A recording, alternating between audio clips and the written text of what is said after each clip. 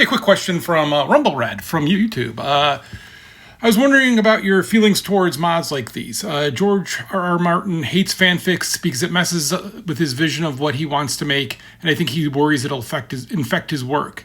Is there ever a worry for devs you've worked with? Like, could mods taint the vision and direction the team is working towards, perhaps pulling away from the original direction? Maybe it's a dumb question. That's not a dumb question. That's a fine question. That's the kind of question, yes. So for me, no. First of all, I love mods and things that take something that I've made or been a part of making and play with them in their own vision or in their own way, right? So like for the Anacrusis, the mod that Khan made is a disagreement with my design, right? It's something I don't agree with.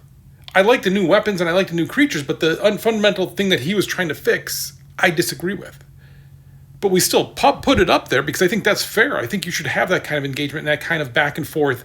And that's totally fine. And as for the story and infecting, man, I'll tell you what, before you ever see anything in the public, there is so much work done behind the scenes so that, especially when you have like a writing team, that you're all on the same page and you're all talking in the same way, that is really hard for something to be able to touch that and break through that. I mean, sometimes like, I don't have it up here. I have the original Left 4 Dead poster where we did the right hand instead of the left hand because Left 4, right?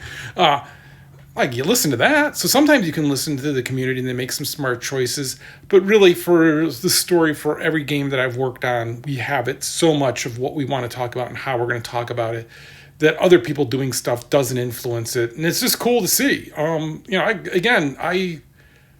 It's an honor that somebody cares enough to mess with it, right? Like, so for the Anacrusis, that the modders are doing stuff with it is an absolute honor. Like, that is just cool to see people take something and goof with it. And again, I don't have to agree with it.